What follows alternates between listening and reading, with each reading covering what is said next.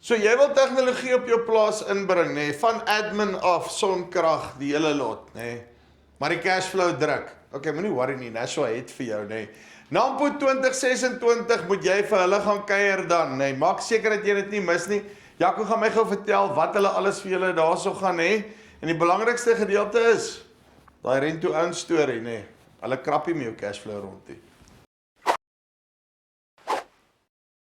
Jaco, hoe lyk dit? Ja, baie lekker. Baie lekker. Sien uit na Nampo. Self ook, nê. Sê gou vir my vinnig, by Nashua, julle doen nou nie net printers nie, maar dis wat ons nou waarvoor julle ken, printers en die fotostaatmasjiene, daai wat ons gesigte so gedruk het back in the day en al die goed. Verduidelik my gou, waarna kan die ouens uitsien op Nampo? Eerste ding kan uitsien na lekker boeremanne van Nashua wat daar by die stalletjie is.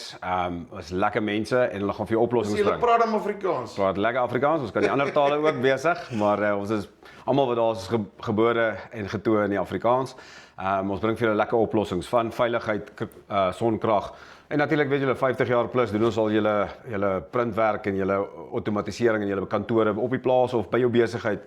Maak nie saak waar nie. Ons kan al daai gedoen, maar ons het regtig sterk gegroei in die laaste paar jaar in sonkrag en vlootbestuur en veiligheid om jou plaas veilig te maak. 'n Ander ding, nê, is want jy weet, jy praat van die plaas veilig te maak, nê. En saam met dit loop 'n goeie kontrolestelsel. Jy weet, die ouens sal weet hoe duur mieliesaad is en ek sien waar die kunsmispryse nou heen gaan ek hulle ook moet begin toesluit, nê. So, dis alles oplossings waarmee julle kan help, nê. Alles oplossings waarmee ons kan help en lekker sagte ware wat deesdae goed kan identifiseer terwyl jy nie kyk, die kan hulle dit vir jou dophou en jy kan 'n alert skry op jou telefoon, jy kan 'n alert kry op jou tablet.